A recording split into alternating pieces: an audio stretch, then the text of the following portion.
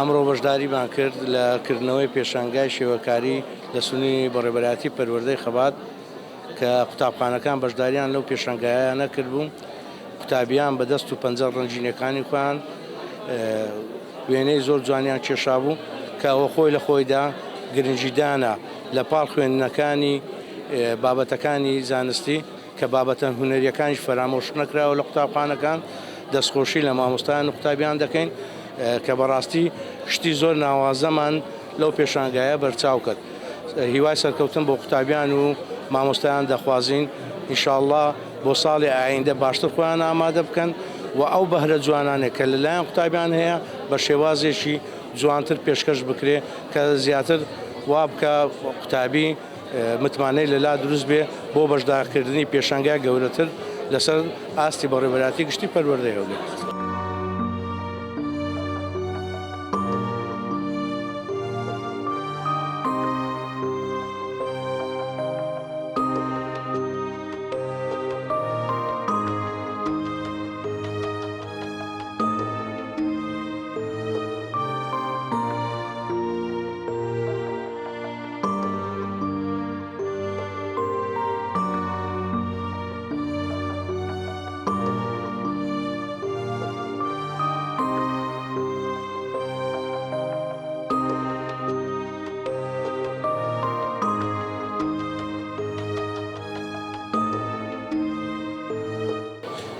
لە سنووری بەڕێوەبەرایەتی پەروەردەی خەبات بەشی چاڵاکی قوتابخانەکان لە سنووری بەڕێوەبەرایەتی پەروەردەکەمان بە بەشداری 52 قوتابخانە لە سنوورمان بەشداریان کردووە بۆ پێشانگای هونەری شێوەکاری. هەموو قوتابخانەکان ئەو قوتابخانەی کە بەشداریان کردووە ئەم قوتابخانە بنەڕەتی هەم دواناوەندی و هەم ئامادەیەکان بەشداریان کردووە. ئەو قوتابیانەی کە دەستڕەنجینن تێدا بەشداریان کردووە و بە سەرپەرشتی مامۆستایانی هونەری لە قوتابخانەکان یان مامۆستایانی پسپۆری زمانی کوردی سەرپەرشتی کردووە و ئەمڕۆ کە بەشدارن و دەستخۆشیان لێ دەکەین و زۆر سوپاسیان دەکەین. ساڵانە ئێمە ئەو پێشانگای ئەنجام دەدەین، پێشانگای شێوەکاری قوتابیان.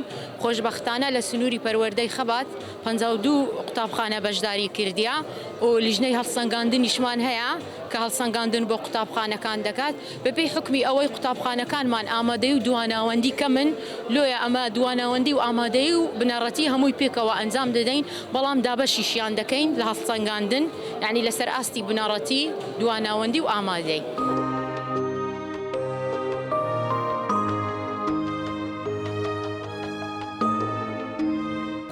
کارەکان زیاتر تعبیر دەست دەکات. وڵی کاری هونەریە، یعنی لە کاری دەستیشم کردیا، ئێستا ئەوش کاری دەستی خۆمە. دەستیش خۆت ئەو مادانە دەست زیاتر لەو کار دەستیانە چ بەکاردێنی؟ مادەی سەرەتاییە ئاسی کۆتین و ئەو شتانە ئەین پەڕشتی لۆ دەکڕم. لە ڕستکردن زیاتر چ بەکاردێن؟ مەسەلەن ئەلوان مائی یان ئەلوان مائی بەکاردێن. زیاتر لەسەر دیواری دروستم کردی ئەم ڕسم شت. زیاتر زۆر لەسەر وەرەقەی دەم کرێ، زیاتر لەسەر دیوار ئەو شتانە. سپاس. بە چ بەشداری بەڕسم هەڕست.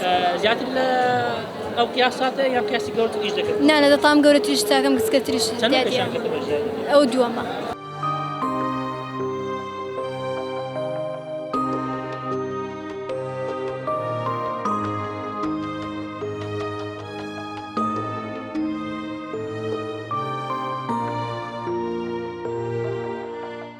ئەوە لێرەدا من ئەوم باس کرد و باس سەر کچێک دەکاتن کە بۆ منە ناو باخاتە تا دڵی کەس ناسکە بۆیە بە شتێکی بچووکیش بێ بۆ نەدەشکێتن دڵی. لێردا زیاتر کارەکانی من بەس دیزاینیە وێنە و شتیش دەکەم و هەروە ئەوەش دیزاینی خۆمە. زۆر سپاسی مامۆستا خەیریە دەکەم، مامۆستای هونەری خۆمان، و هەروە زۆر سپاسی بەڕێوەبەری قوتابخانەمان دەکەم کە زۆر پاپشتی ئێمە بووە کە هەروە بووەتە داواکاری، یعنی کەسانی دیکە داوامالی دەکەم بۆیان دروست دەکەن.